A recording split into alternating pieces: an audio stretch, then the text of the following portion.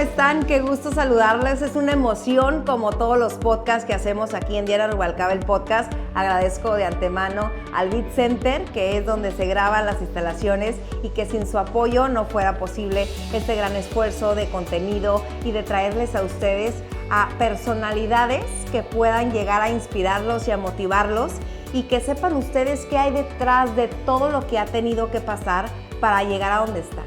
Este es el podcast, el episodio número 26 ya, y estoy sumamente emocionada porque el tema que vamos a ver y el personaje que vamos a desmenuzar a través de toda su historia y saber todos los detalles, por qué es como es, por qué piensa como piensa, qué es lo que la influyó, porque es una gran mujer. Déjenme les digo que ella es psicóloga, licenciada en psicología organizacional, tiene especialidad también en psicología dual, tiene una maestría en sexología clínica, así que imagínense todo el contexto que puede llegar a tener, unas cuantas palabras de toda su sabiduría por herramientas. En temas de experiencia, está en el Consejo Directivo de la Clínica Libre de Adicciones. Ustedes creo que ya la conocen porque está súper posicionada, pero además está en un patronato, es presidente de la Fundación Libre de Adicciones AC, es maestra en prevención de adicciones en el CETIS de preparatoria,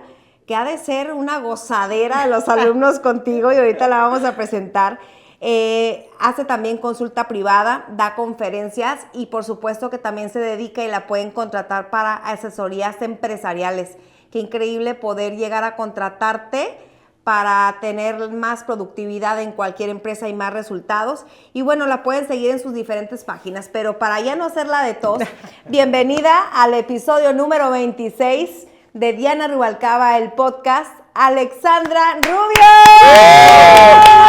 Tienes que yo lo aplaudo también. Sí, tienes que aplaudirte. Gracias claro. Muchísimas gracias por la invitación. Sí. Estoy muy contenta de estar aquí contigo y sobre todo con todas las personas, con tu audiencia, y espero poder aportar algo el día de hoy. Estoy segura que así va a ser. Y la gente también, al mismo tiempo como yo, y yo creo que estamos en una circunstancia social que le mueve el tema de las adicciones, claro, que le mueve ya más que antes el tema de la salud mental, que es importantísimo, no solamente en un hogar, en una colonia, en una sociedad y en el mundo a nivel mundial, ¿no?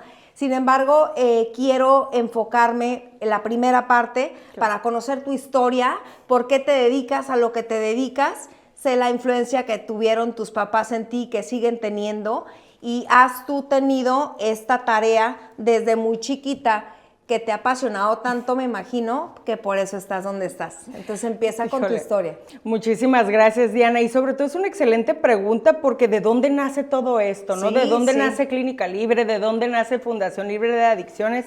Y nace de una historia familiar donde teníamos dos opciones: hacer algo al respecto de la enfermedad de la adicción o simplemente quedarnos callados y asumir que esto no estaba pasando. Y para serte honesta, por muchos años decidimos hacer como si no estuviera pasando absolutamente nada. Porque se les presentó por la ignorancia. En un familiar, claro, una situación así. Tenemos orgullosamente un familiar con un trastorno de uso de sustancias, y digo orgullosamente porque hoy comprendo que es una enfermedad. Claro. Antes no lo comprendía y venía este estigma de decir que nadie se entere, estas frases que nos decimos como la ropa sucia se lava en casa, que sí, nadie sepa. Sin embargo, vivimos en una ciudad donde barda con barda se escucha todo lo de nuestros vecinos, sí, y todos estaban enterados de lo que sucedía en casa, menos nosotros, por sí, esta negación.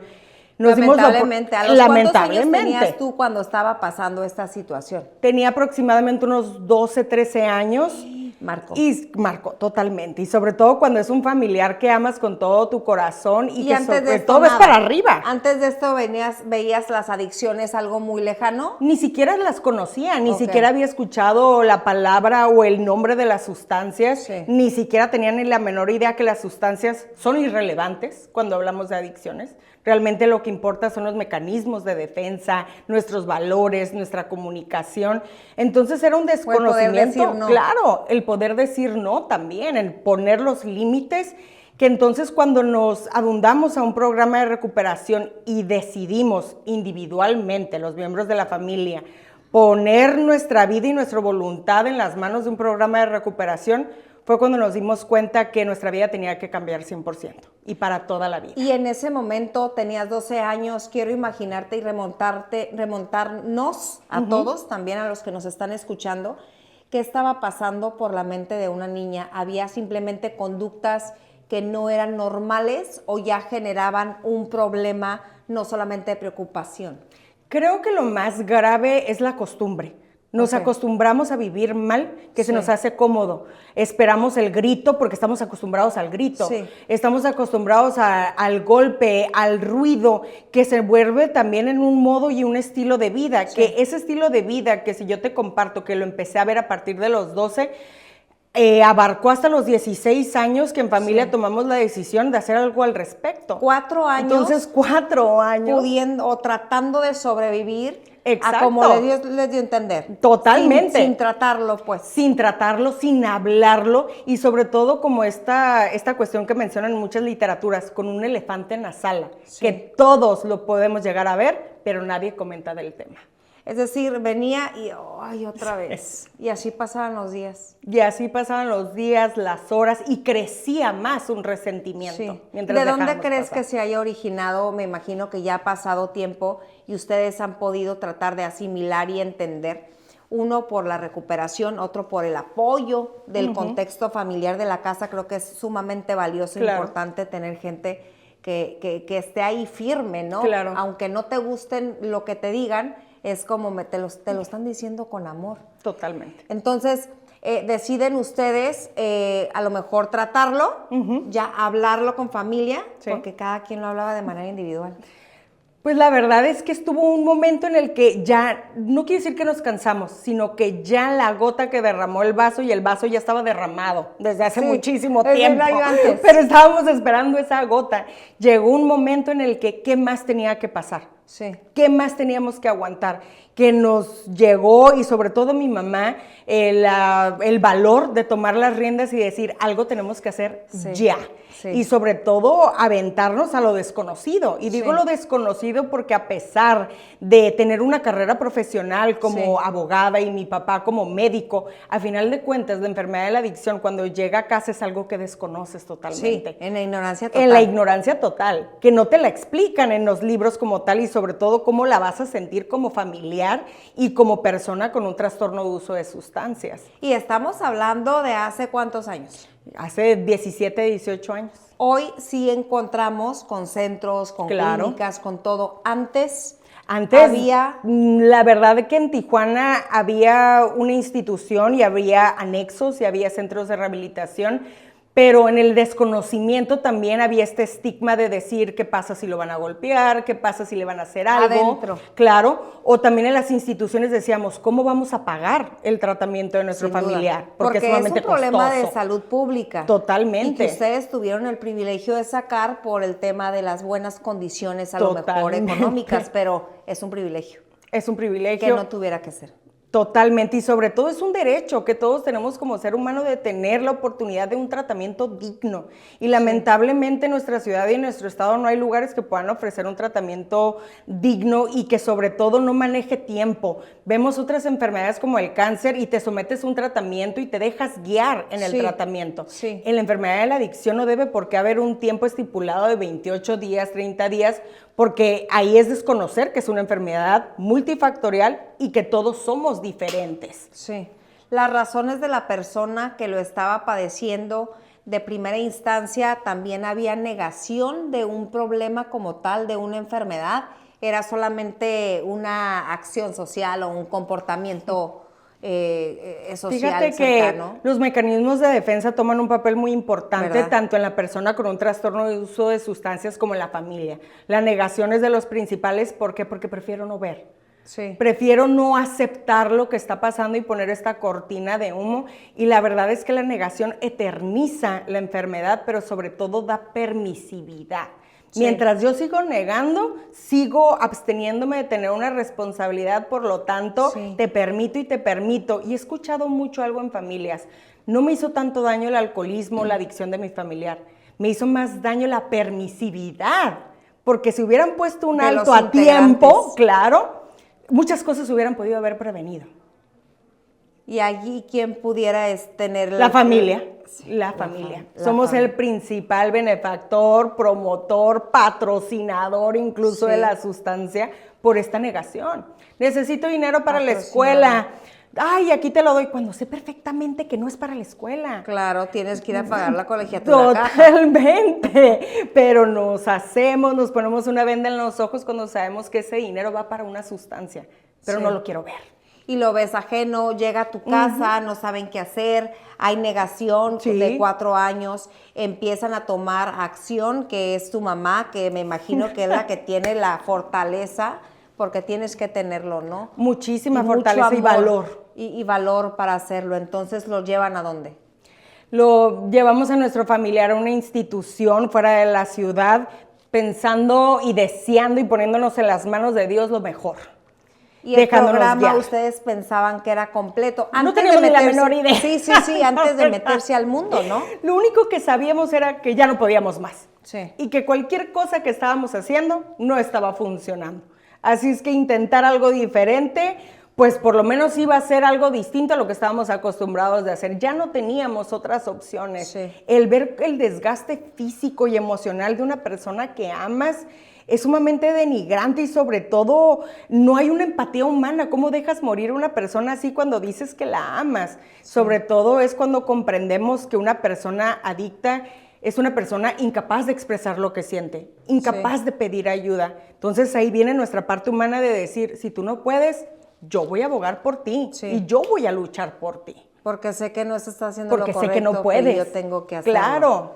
Entonces, a como Dios le dio a entender, ustedes se pusieron en las manos de esa institución que estaba fuera del alcance de la ciudad misma. Claro. ¿Cómo les fue? La verdad, al principio cuando me dijeron, tú eres partícipe de la enfermedad, no me gustó. Dije, caray, ¿cómo que yo soy partícipe si tengo 16 años? ¿Cómo? Si acaso mi mamá o mi papá o mi familiar, pero ¿yo por qué? Cuando empiezo a reconocer la enfermedad que tenemos los familiares, que es codependencia, me doy cuenta de mi responsabilidad en la enfermedad. De cómo yo también participé, de cómo el quedarme callada también influyó y participó en la enfermedad que se incrementara. Y cuando te das cuenta de eso, no nada más te duele, te da vergüenza. El decir, ¿cómo participé de esta manera? Como si digo que quiero tanto a mi familiar, le estoy haciendo daño. Y con el simple hecho de negar. Ok, y ellos manejaron la institución, un término. Manejaron mucho con lo poco que tenían. Lamentablemente hay centros de rehabilitación que, como lo menciono, hacen mucho con lo poco que tienen. Los anexos son totalmente estigmatizados también en nuestro país por el hecho del consumo y de la ayuda mutua. Lo que nosotros emprendimos fue una clínica de rehabilitación que conlleva tener médicos especializados, psicólogos, psiquiatras, consultores certificados, que eso da la posibilidad de manejar un tratamiento integral. Entonces, ¿ustedes en qué momento, a raíz de todo esto, hacen libre? Cuando nos dimos cuenta que en Tijuana no había un lugar digno, que tuvimos que nosotros salir de la ciudad para poder ofrecerle un tratamiento a nuestro familiar, que dijimos, Tijuana lo merece. Pero sobre todo, algo todavía más egoísta. Dijimos, sabemos que no podemos volver atrás. Necesitamos esto para toda nuestra vida. Y al hecho de ayudar a alguien más, mantenemos nosotros nuestra propia recuperación. Y es egoísta, pero al mismo tiempo es generoso. Al mismo tiempo es generoso, ¿no? Claro. Es egoísta porque uno sabe que ya no puede volver atrás, que ya no puede dedicarse a las cosas que se dedicaba, que tiene que seguir aprendiendo y que es una enfermedad para toda la vida en la que no hay cura, pero sí hay recuperación. Por lo tanto dijimos, pues vamos a aprender, vamos a seguir capacitándonos y ofrecer algo a nuestra comunidad. Y en temas de tiempo, para darle a la gente contexto de cronológico de todos los años, todos los días estar luchando, ¿está ahí tu familiar cuánto tiempo en esa institución que está fuera de aquí? Aproximadamente fueron unos 6, 7 meses. Meses. Nos dejamos guiar en el tiempo que fuera. Como Dios te dio, te pones en sus manos. De hecho, te voy a ser bien honesta. Cuando mi familiar tenía unos 3, 4 meses, yo volteé con mis papás y les dije, no está listo. Y mi mamá me decía, ¿cómo dices que no está listo para salir? Digo, no está listo. Algo en mi corazón, y eso le llamamos, no en psicología, pero sí en grupos y en este giro le llamamos la tripa. Cuando la tripa suena, Claro, es que es porque hay algo ahí. hay algo. Y mi tripa me decía, está mintiendo, está manipulando, nos Sí. está dando azuquitar con sus palabras. Sí. No le creo. Y le agradezco tanto a mis papás que me escucharon a pesar de mi edad, Sí. que dijeron, vamos a darle la oportunidad a Seguías Alexandra. teniendo Claro, 16. seguía teniendo 16. Ok. Y me dieron la oportunidad de escucharme y eso me encantó porque uno se empieza a subestimar, ¿no? Sí. Cuando vive en un hogar en adicción, y el hecho de que me hayan escuchado fue algo muy importante porque nos Claro. protegió a todos. Claro. Luego. Sí. Después sale mi familiar y cuando ya salió mi familiar, pues ya teníamos toda una institución en obra negra, claro. Sí. Pero aprendimos, mi papá me enseñó a poner pisos. Pero a ver, sale, claro, papel tapiz. Todo. Oye, pero aparte, sale tu familiar y es como, no quiero que regreses al entorno que facilita Claro. volver a caer. Claro, ¿no? entonces ya te tenemos una burbuja aquí donde te vamos a poder proteger. En nuestra propia ignorancia sentíamos que lo teníamos que proteger. Nos Sí. faltaba tiempo para comprender que el rescate también es una manifestación de nuestra codependencia. Pero ya cuando él sale, ya teníamos una institución visualizada de lo que queríamos hacer. Sí. Y nos pusimos manos a la Programas obra, y todo. programa que necesitamos, que si pisos, que si cortinas, que si un albañil, de todo, y manos a la obra. ¿Tu familiar también contribuyó? También contribuyó Con y la fue algo, construcción. fue algo muy bonito porque ninguno sabíamos cómo poner un piso. Sí. Ninguno sabíamos ni Sí. siquiera cómo limpiar, Sí. porque vivimos en un hogar privilegiado, privilegiado. que cuando despertabas estaba la casa limpia. Bueno, y aparte, pues saludos a tus papás que han trabajado y que han luchado por tener. Por eso esos menciono desde el privilegios, privilegio, ¿no? Desde el privilegio. Y ahí aprendí y no me da vergüenza, aprendí lo que es barrer, aprendí lo que es limpiar, aprendí lo que es poner un piso, porque teníamos este amor de decir, vamos a hacer un lugar que pueda Sí. dignificar y que pueda salvar vidas. Pero sobre todo que haga esta unión familiar para mantenernos en recuperación. Porque si no devuelves es escupirle al cielo. Sí. ¿Cuántas instituciones empiezan a partir de la muerte de un familiar, Sí. a partir de una situación que de te mueve. dolor? Y esta institución es a partir de la vida, a partir de que estamos vivos todos los integrantes, que ahí si no se hace algo al respecto es escupirle al cielo. Por Lo lo vieron tanto, como devolver una segunda oportunidad. una segunda para todos. oportunidad. Y la cual todos merecemos. Sí. ¿Cuántas veces no estigmatizamos o apuntamos a las personas porque cometieron un error? Y a final de cuentas somos seres humanos. Tenemos y merecemos la oportunidad de segundas, terceras, cuartas oportunidades. Sí. Y entonces, todos trabajan, todos ponen piso, todos Todos. limpian, todos todo, y en qué momento se forma libre. Y el tema del nombre a mí me da mucha Sí. profundidad. Sí, la verdad Tuvieron que la sabiduría de Fíjate, ponerle clínica libre. fue algo muy bonito porque llegas cuando estás emprendiendo un proyecto, dices, no lo voy a empezar hasta que esté todo terminado, Sí. hasta que se vea precioso, que se vea las cosas como yo las quiero ver. Y la mamá de un gran amigo que falleció le dijo un comentario a mi mamá, le dijo, si tú esperas a que esté listo, jamás vas a abrir. Vas a seguir y seguir y seguir dándole mantenimiento toda la vida. Así es que si te esperas a que esté listo, jamás van a abrir. Sí. Y en ese momento dijimos, abrimos en obra negra, Sí. con cosas que hacían falta, pero decidimos abrir. Y fue una decisión muy valiente. Y de ahí en fuera en el nombre empezamos a pensar qué es lo que queremos aportar. Y es esa libertad. Cuando hay un consumo de una sustancia, la persona vive atrapada en sus sentimientos, en sus pensamientos, en este pensamiento insano de no saber qué hacer, por lo tanto, libre de adicciones, libre de tener una voluntad, libre Sí. de ser feliz, que se acompaña de todo.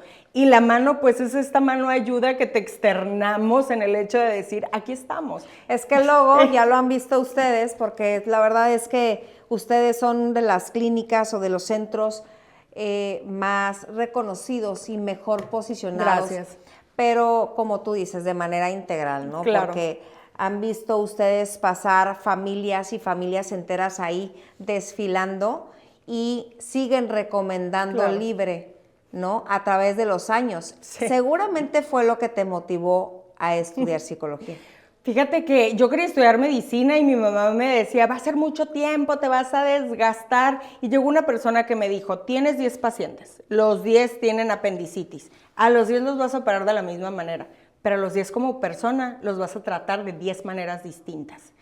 Y fue cuando me di cuenta que en la psicología existe la prevención, existe el tratamiento y existe el seguimiento. Sí. Por lo tanto, decidí estudiar psicología, pero no bastó. Cuando empiezas a aprender de la enfermedad de la adicción, te das cuenta que el día de hoy no nada más es un trastorno de uso de sustancias. Sí. El día de hoy vemos 2 trastornos. Por eso estudié psicopatología dual grave, que es la comorbilidad de 2 trastornos, trastorno de uso de sustancias y bipolaridad, esquizofrenia, depresión. Después de ahí me di cuenta que un alto porcentaje de los pacientes tenían ya sea que una distorsión en su sexualidad debido al consumo o algún abuso, algún antecedente en su sexualidad, de lo cual me incursioné a estudiar una maestría. Es que te fue hilando, claro, ¿no? La vida te fue hilando y un conocimiento de una cosa te da otra, porque el consumo de adicciones, como tú lo dices, es un trastorno, pero que ya se ve manifestado. Claro, ante otros previos que socialmente... no está tan mal. Ay, no se le nota tanto. Sí. Bueno, es poquito, pero... Claro. Sí. La gente ya se trata en temas de psicología más que antes. Claro. Pero todavía falta. Todavía falta, pero sobre todo falta este reconocimiento a que es una enfermedad. Porque a lo mejor podemos decir, bueno, sí, yo sé que es una enfermedad. ¿La tratamos como una enfermedad? ¿Le damos el respeto a la persona que conocemos como una enfermedad? Porque yo lo puedo comparar con otras y en mi casa se vio el cáncer de mi mamá y también se vio el trastorno de uso de sustancias en mi familiar y fue un trato totalmente distinto a nivel social. Se ofrecieron misas para el cáncer de mi mamá, cadenas de oración, cadenas de WhatsApp y cuando abrimos públicamente que había esta enfermedad en casa, muchas puertas se cerraron. Claro. Entonces, podemos decir, reconozco que es una enfermedad. ¿Crees? O sea, ¿por qué socialmente por el estigma? El estigma, el señalamiento, también prejuicios y el hecho de no reconocer que no es el consumo de una sustancia lo que hace el trastorno, es todo lo que hay detrás. Sí. El sistema familiar, el amor, la incapacidad de expresar.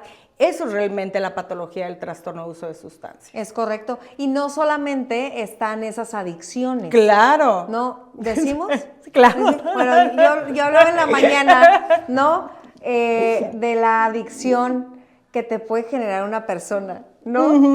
Es un ejemplo menso, pero, o sea, pero hay muchas adicciones. Totalmente. Hay adicción al azúcar, hay adicción a una forma de vida, pero es ¿por qué? Hace rato les comentaba, no es adicción a la Coca-Cola ni al café, ¿no? Porque a mí me encanta el café, no es la Coca-Cola. Pero la adicción a las personas es esta codependencia, ¿no? Sí. Yo soy, y no me da vergüenza decirlo, una persona codependiente porque a lo mejor no tengo una droga a la cual echarle la culpa, ¿no? De mi enfermedad y de ser rescatadora, pero mi droga de elección tiene nombre y apellido. Me consumo a personas, me consumo a mis familiares y que llega un punto en el que los asfixio por esa incapacidad de saber cómo amar. Pero es que nadie te dice. Claro, nadie te dice. Dios te debe entender, entonces los quieres, los sobreproteges y eso también está mal. Estas frases de mamás que estamos acostumbrados a escuchar, no hay nada que me haga más feliz que tu felicidad. Y esa es una dependencia emocional. Sí. Tú vive tus felicidades y déjame a mí vivir las mías. Sí. Y esa es una codependencia, esta adicción a las personas. También otras de las adicciones comportamentales, pues es la ludopatía, que últimamente se está viendo más en nuestra sociedad. ¿Por? Los alcances en la ludopatía pues son sumamente graves, porque también se minimiza el consumo de una sustancia. Normalmente cuando vemos a una persona con ludopatía también consume alcohol, consume cocaína u otra sustancia que le mantenga esta euforia para seguir jugando. Esta emoción. Claro, pero los alcances en la ludopatía llevan a poner en riesgo a toda una familia. Porque independientemente de que no sea una sustancia como tal, es un comportamiento que estás necesitando y que provoca también otros comportamientos una vez que no estés. Una euforia, un rencor, una soberbia de decir, yo no, sí voy a ganar, déjame unos minutos más, te doy este dinero que ni siquiera tengo. Pero esto va más allá, inclusive de una actitud competitiva, ¿no? Totalmente, pero sobre todo la ludopatía y los trastornos de uso de sustancias comparten la misma personalidad adictiva. Sí. Lo único que los diferencia a ambos es el hecho del consumo. Aquí cuando hablamos de la ludopatía es un consumo al juego, sí. Que entonces ahí es mi droga de impacto. Okay. Y en el trastorno de uso de sustancias, la sustancia. La sustancia. Y en situaciones o qué podemos hacer, es que yo la quisiera explotar, porque todo su crecimiento que ha tenido y todo, pues, entre comillas, el éxito, también viene detrás mucho trabajo, mucha dedicación, mucho esfuerzo, preocupaciones, pero también dejar huella. Totalmente. Porque ustedes lo han dejado en esta región. Fíjate que han sucedido, a mí me gusta llamarlas diosidencias, sí. Porque es la manera que siento yo que Dios tiene de ponerse en anonimato. Sí. Y han venido estas diosidencias, yo recuerdo que Cetis Universidad tocó la puerta de Clínica Libre para pedir ayuda. Pidió ayuda en capacitar a los estudiantes de preparatoria y cuando mencionaron que era cuarto semestre... ¿De psicología también? No, cuarto semestre preparatoria nada más. Ah, de prepa, ok. Darles la prevención en adicciones. Me decían, puedes hacer un programa que sea como que te digo Juan para que escuche Pedro, para que no lo tomen personal los alumnos. Y lo empezamos a diseñar, pero cuando me dijeron cuarto semestre preparatoria... No puedo evitar las lágrimas, Diana, la verdad. Que te acordaste. Me acordé. Tu cuarto semestre. Claro, pues estaba en cuarto semestre de preparatoria cuando decidimos internar a nuestra familia. Que dije, esto va por los alumnos, pero también va por Alexandra. Sí. Por la Alexandra que no lo compartió con absolutamente nadie. Sí. Con la Alexandra que lloraba en el salón a escondidas. Sí. Con la Alexandra que no podía compartirlo con nadie más por este estigma. Así es que no nada más va por los alumnos, también va por Alexandra. Y además el desgaste que tenía el familiar o la persona que está consumiendo en ese momento se contamina en el lado negativo o se contagia, es un desgaste familiar. Totalmente. No lo vives solo. No lo vivimos solos y sobre todo empezamos a generar enfermedades, gastritis, colitis, histeriquitis también, porque por todo ya te enojas. Sí. De esta presión. Pues no estás en paz. No estás en paz. No estás tranquilo. Y sobre todo escuchas una ambulancia y dices, lo mataron. Ahí va, empieza una manera de pensar totalmente enferma en la que no vives, sobrevives. Sí, una paranoia, lamentablemente sobrevives. Pero porque no estás tranquila, porque sabes que esta persona que quieres mucho, que anhelas que llegue a tu casa, constantemente se pone en situaciones de riesgo. Totalmente. ¿No? Fíjate que me pasó algo muy importante, yo lo menciono a veces en conferencias, digo, por muchos años esperé un perdón de mi familiar. Y esta cuestión, hacia mí, claro. ¿Cómo por qué? Porque yo me sentía víctima del universo, o sea, me fregaron mi existencia, me hicieron daño, fueron tantos los abusos que se vivieron que yo quiero que me pidan una disculpa. Sí, claro, me lo merezco. Claro, me lo merezco. Sí. Pero me di cuenta de esta posición protagónica también de las víctimas, de decir, ¿por qué quiero que venga aquí y me dé una disculpa? Me di cuenta que mi participación en la enfermedad de la adicción me hizo también ser una agresora en potencia. Porque me vengué de maneras inhumanas, en mi cobardía o en mi ignorancia, provocaba pleitos, provocaba situaciones, por esta incapacidad de expresar lo que está pasando en casa. Lo querías explotar. Claro, claro, y por detrás decía, te voy a joder. Acá, pero puedo. Claro, y que te das cuenta que un perdón es irrelevante cuando comprendes que muchos de los daños fueron circunstanciales, que nadie los planeó y que nadie realmente nos queríamos hacer daño. Y hasta la fecha, ¿este familiar está bien? ¿Está libre? En recuperación, en la enfermedad de la adicción, eternamente, ¿no? Claro, jamás se podrá decir está curado. Solo por hoy vive en recuperación. Solo por hoy es la frase tan importante, ¿no? Y así también debes de trabajarlo como filosofía en muchos aspectos, ¿no? Sobre todo hasta para una dieta. Te ayuda el solo por hoy. ¿Qué dices? Híjole, no me puedo comer esta dona. Bueno, solo por hoy no me la voy a comer. Sí, para que no se te haga tan pesado. Claro. Porque tiene que ser 6 meses. No, solo por hoy. Sí, no, porque se te hace como una agonía. Entonces, pues no la cumplo. Claro. No, o sea, qué martirio. Y si se te hace mucho solo por hoy, dices, bueno, solo por estos 15 minutos no voy a comer. Sí. ¿Hay algún programa que ustedes hayan tenido con éxito que agarraron una mezcla o combinación de todo lo que supuestamente había en el exterior? Fíjate que estudiamos de todos. Estudiamos el programa en Minnesota, estudiamos el programa de las flores de la Ciudad de México, estudiamos cómo le hacían los centros de rehabilitación y nos dimos cuenta que la magia de los centros de rehabilitación es disciplina, ayuda mutua y sobre todo estar hablando de lo mismo, por repetición. Y no quiere decir que sea monotonía, sino es el hecho de que vamos aprendiendo y aprendiendo y aprendiendo, ¿no? Nos dimos cuenta de todos los tratamientos que existen en el mundo y tomamos un poco de ellos para poder generar lo que es Clínica Libre y de ahí en fuera diseñamos un tratamiento en el cual compartimos con las familias desde nuestra familia. Nos dimos cuenta que a lo mejor había muchos en los que les faltaba este toque del sentimiento humano, del sentimiento de mamá, de papá, y sobre todo que no hay literatura de hermanos, de primos, de novios, de parejas, que es muy importante abordarlo también. Entonces nuestro tratamiento se convirtió en algo inclusivo para todas las personas que amen y quieran ser parte del tratamiento de una persona. Y estas dinámicas tan enriquecedoras que creo yo, que a veces salen en las películas, que sabemos que existen, de todos estar en círculo con un profesional como tú y poder compartir las experiencias y estar conscientes de las afectaciones que han tenido para la gente que quieren. Te puedo ayudar a ti a decir, es que no soy el mismo que lo hizo. Claro. Él también. Entonces, este comportamiento de la ayuda mutua, de la comunidad es lo que hace la magia, porque a final de cuentas es la misma obra de teatro con personajes distintos. Claro. Totalmente. Claro. Y entonces dices, caray, ¿viviste en mi casa? ¿O por qué? ¿Cómo sabes tanto? Una camarita. Sí.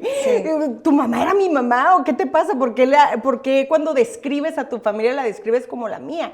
Y esa es la magia de las comunidades terapéuticas, que podemos escuchar la historia de alguien más, generar una empatía y tener la opción de decir, caray, pues yo no estaba tan mal. Híjole, se anda peor que yo, ¿no? Hasta eso sucede, que te da la oportunidad de decir, estoy en una comunidad que me entiende, que no me va a juzgar. Dentro de todas tus herramientas en tema de psicología, ¿tú crees, ya como una especie de criterio profesional, que el maltrato o tocar fondo, ¿a qué voy? A que hay muchos o retiros o aislamientos en ranchos y todo, que los destrozan? Sí. Y a eso le llamo tocar fondo, para que después o valoren lo que tienen, valoren que tengan agua, valoran que los abrazan. ¿Estás tú de acuerdo con eso, llevar a una personalidad tan al límite? Yo no estoy de acuerdo con eso y lo digo personalmente, ¿no? Sí. Yo no estoy de acuerdo con maltratar una enfermedad, porque eso no se lo haríamos a una persona con una enfermedad distinta. Ahí es que hay un desconocimiento total de lo que es la enfermedad. Y una persona que ha sido por tanto tiempo carente de expresar sentimientos como el amor, ¿cómo la llevas a ese punto de no dignificar su vida y no ofrecerle amor? Y sobre todo algo también muy importante, que vas a poder trabajar de toda una historia de vida en un fin de semana. Es demasiado y en un fin de semana no. Y el hecho de tocar fondo se me hace algo sumamente peligroso.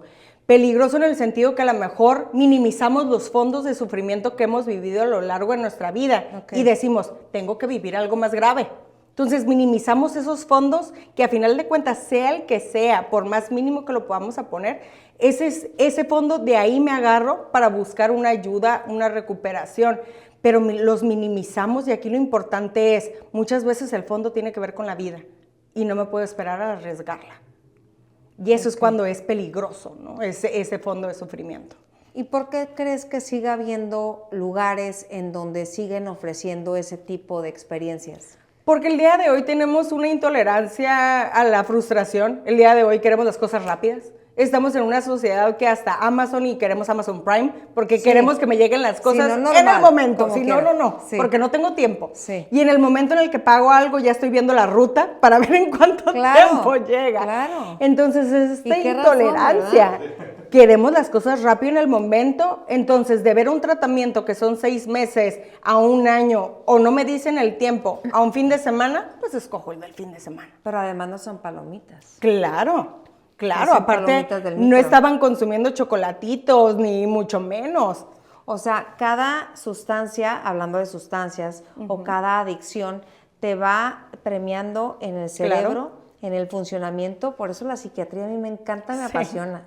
Fíjate que tiene un punto muy importante en el sistema de recompensa de nuestro cuerpo. Normalmente una persona con un trastorno de uso de sustancias donde radica en su cerebro es en el área prefrontal y que ahí este sentido de recompensa es sumamente importante. Sí. Si comemos un pastel de chocolate y estamos acostumbrados a comerlo, decimos, oh, este pastel de chocolate y hasta nuestra saliva lo Sí, pide, ¿no? sí. Y esa es la recompensa. Yo sé que me va a causar un placer y que me va a gustar. Entonces al adicto normalmente le preguntas, ¿te gusta consumir? ¡Claro! Ay, ¡Claro! pues Que es lo me gusta máximo. consumir. Sí. Pero el día de hoy sé que yo como persona a lo mejor digo, el pastel del chocolate me hace daño, me inflamo, me irrita, y el adicto igual. Sé que la droga me hace daño. Y más de todos los días, ¿no? Y más de todos los días. Porque el cuerpo te va pidiendo más. Más y más y más. El cuerpo humano sabe dos cosas, sabe de supervivencia y sabe de procreación. De la supervivencia, nuestro cuerpo está diseñado para sobrevivir y sabe de procreación en el sentido de que está diseñado para procrear. Sí. Ya entonces sería nuestra decisión si lo llevamos a cabo o no. Pero entonces, teniendo esto en cuenta, estas dos cuestiones nos hablan de que vamos a ir aprendiendo un placer.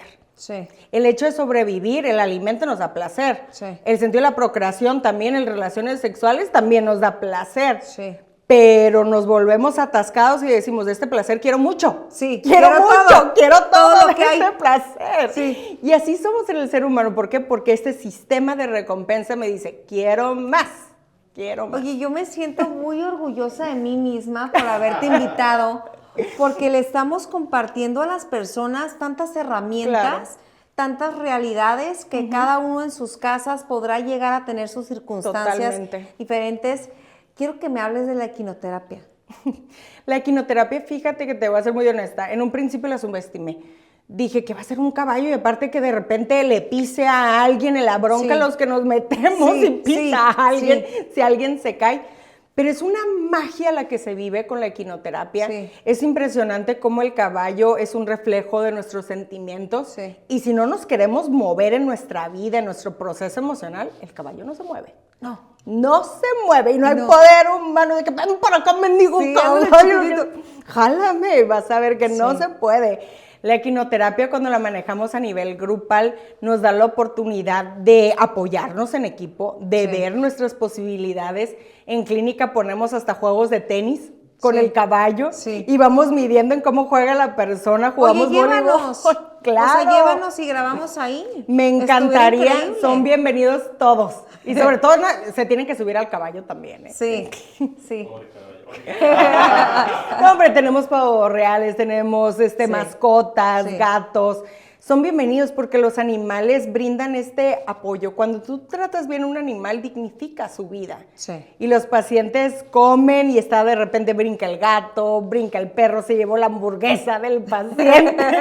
Entonces trabajas esa tolerancia. ¡Ey, el perro se llevó mi pastel! Sí. Y es como trabajas esa tolerancia, ¿no? Y el brinco a la fundación, ¿para qué? Pues quiero pensar que para que se siga sosteniendo y sobre todo para socializar y que la gente también se involucre en este tipo de centros, ¿no? Nos dimos cuenta que el hecho de seguir, darle like o comentar a una clínica de recuperación, pues no cualquiera, porque estás siguiendo una clínica, te internaste o algo, entonces había un estigma ante las redes sociales de una clínica de rehabilitación. Nos dimos cuenta que una fundación podría abrirle las puertas en la prevención a una comunidad y sobre todo algo que no puede hacer clínica, que es la prevención, el generar modelos de preventivos para comunidades vulnerables como lo son, no nada más de escasos recursos, sino vulnerables en preparatoria, que es una edad en la que viene esta cuestión de que quiero más, quiero aprender, me están diciendo que el otro, esta curiosidad, que nos dimos a la tarea de diseñar modelos preventivos, pero sobre todo también de generar comunidades que estuvieran al servicio también. Y si una persona en este momento, por ejemplo, está pasando en su casa algo similar a tu familiar, alguna sustancia que ingiera y que le provoque todo este vacío, ¿qué le puedes decir? En primer lugar, pues obviamente es el momento, es la oportunidad para que tu cámara 2 pueda llegar a dar el mensaje de tus redes sociales, de cómo se acerquen, el tipo de programa que tienen y cómo vencer el miedo para dar el paso de ir. pues me dirijo aquí directamente con ustedes, con todo respeto y para ti también. El hecho de que tengamos un familiar o que se esté viviendo esta situación en casa no es una vergüenza. Tampoco es algo que tengamos que negar, que tapar o esconder. Tenemos el derecho y la oportunidad de un tratamiento digno. Cuando hablamos de esta enfermedad, hablamos de dignificar su vida.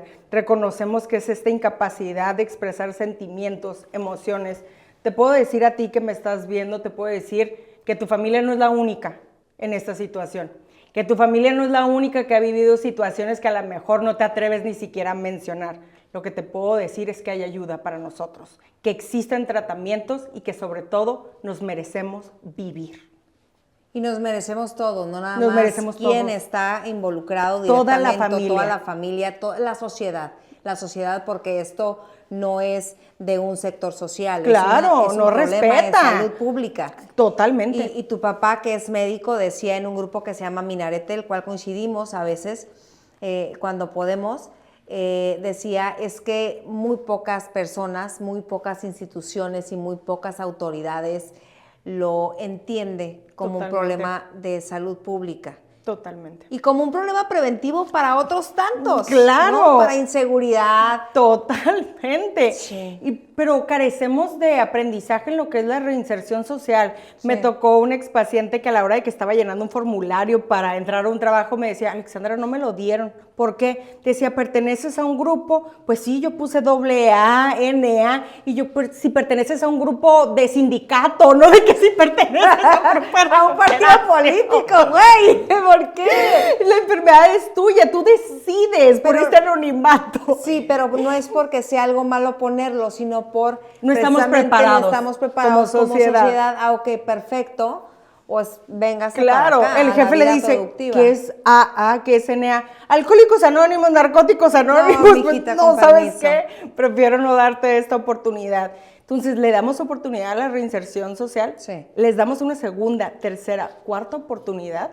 Al final de cuentas no hay garantía de que no hay una recaída, la recaída es parte de la enfermedad. Pero también como familia, ¿cuántas oportunidades se le tuviera que dar? Llega un momento en que te cansas, ya no tengo energía, claro. Haz lo que quieras y no puedo contigo, no porque no quiera. Claro, aquí lo importante es ver como familia, ¿has hecho todo?